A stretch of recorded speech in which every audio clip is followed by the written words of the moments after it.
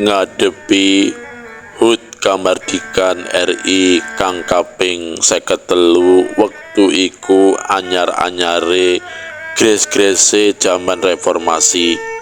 Rikala semono bisa digambarake saking kemaruke warga masyarakat entuk kebebasan sehingga oleh nanggapi sok nganti kebablasan. Mula sedina-dinane tansah ana demo ge akeh utute banjur timbul tumindak anarkis. Suprandene kahanan lan swasana ing desaku rinasa adem ayem. Teneh mau-maune para prangkat lan prabot desa mula resik sarta apik jroning nyangkul jejibahane. Babar pisan ora ana laku korupsi, kong kali kong lan sapiturute. Istilah menterenge KKN kang tundhone odo-odo reformasi terus dialap semangate kanggo ngreformasi desa murih dadi luwih apik lan saya luwih apik maneh. Kanggo mahargya pengetan dina kamardikan kang kaping 53 kasebut, desaku banjur nganakake lomba menek pucang, tarik tambang, balapan kadut lan lomba sing lucu-lucu liyane. Kejaba saka kuwi ana lomba gawe gapura. Bebanane jan lumayan tenan, wedhus pe sakjodo lan ora nduga ora ngira ketemune malah aku dhewe kang ketiban sampur mandhegani gawe gapura ing RT ku. Mula salebare gawe seket wangune gapura lan ngricik prabiya kanggo blanja barang-barang kang dibutuhake, aku terus melu tumandang gawe bareng-bareng lan para warga RT. Kocap waktu lagi nyerempeng gawe gawangan gapura, bojoku petrek-petrek marani aku sinartan kekembeng loh.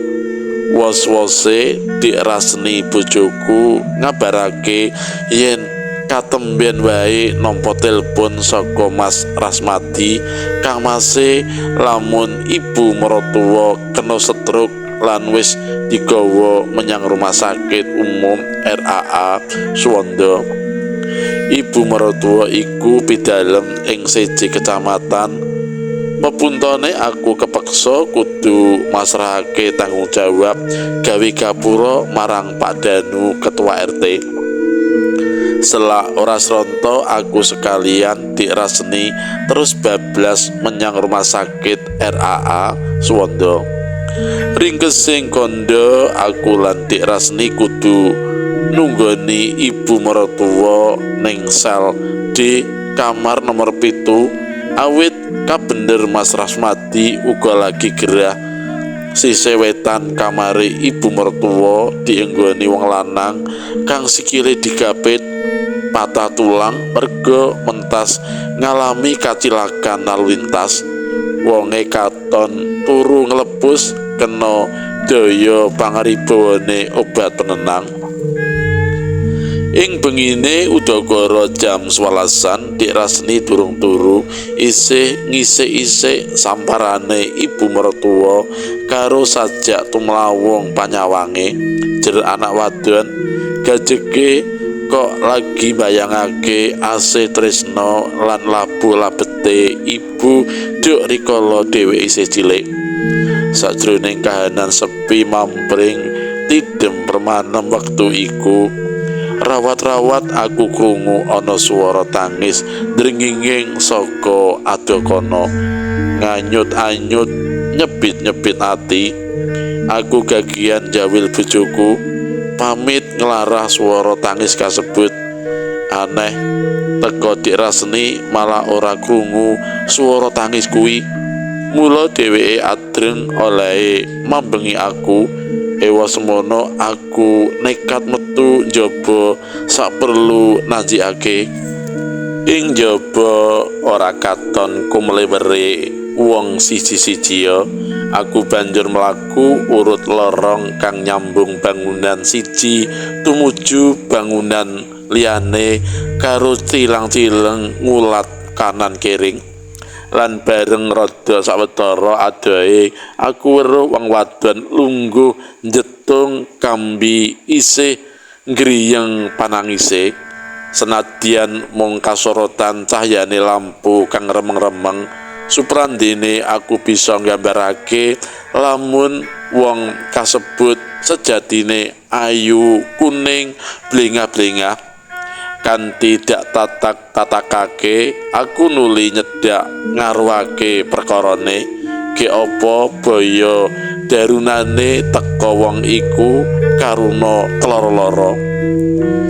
Dik, jenengku Mariati, wong Gunung Sari, Tlaga Wungu, Pereng Wetan Gunung Mulya.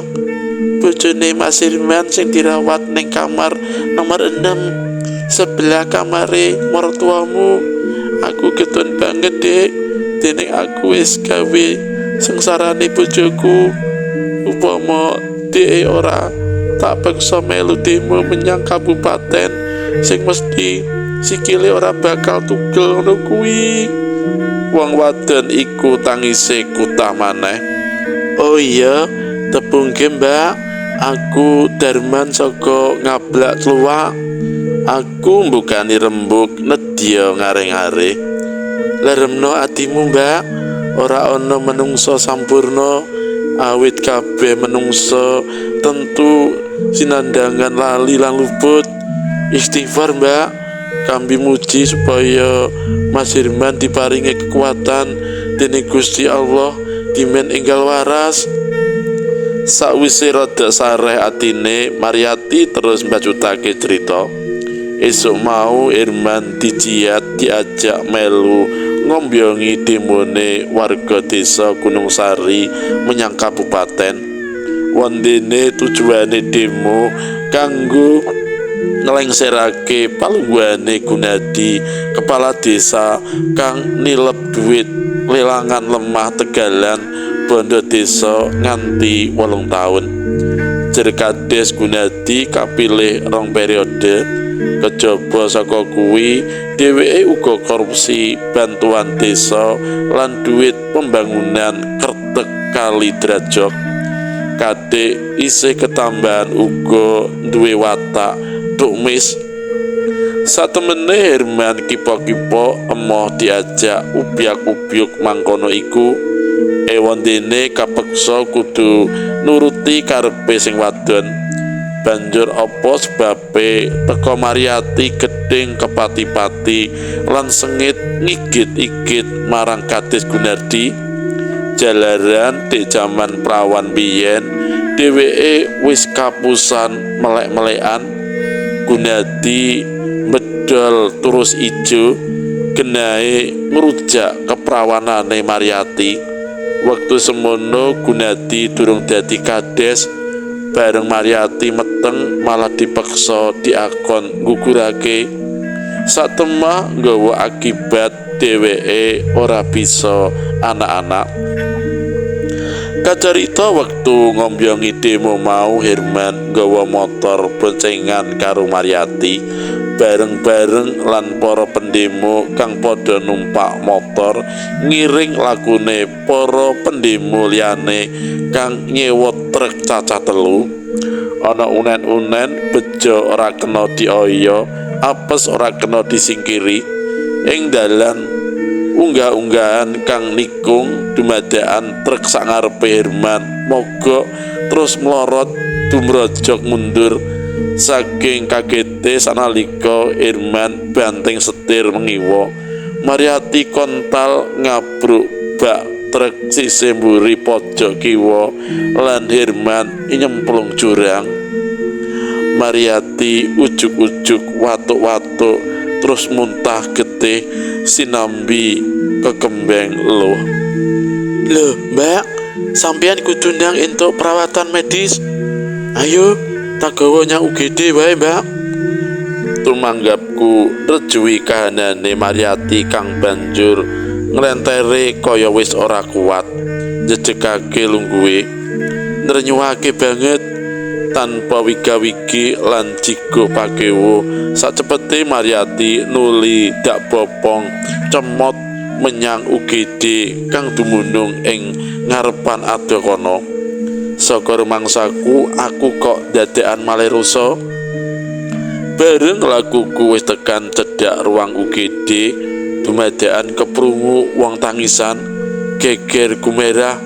Mariyati gero-gero njaluk diudhunake. Dheweke banjur dak lungguhake ning bangku ngarep ruang UGD.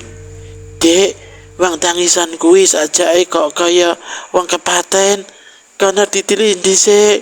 Mengko nek disime wis digawa nyang kamar jenazah, aku lagi gawa mlebu ruang UGD. Ucape tanpa mikir dawa aku minangkani kekarepane Mariyati cekat-ceket mlebu ruang UGD. Nanging bareng tekan jeron ruang UGD, padha sakala aku ngoplok wel-welan saking kaget lan kirisku. Innalillahi wa inna ilaihi rajiun. Mbok-mbok ketemune wong kang lagi wae pancal donya kuwi jebul Mariyati dadi genahe kang dak bopong moyong-moyong menyang ruang UGD mau jebul arwahe Mariyati.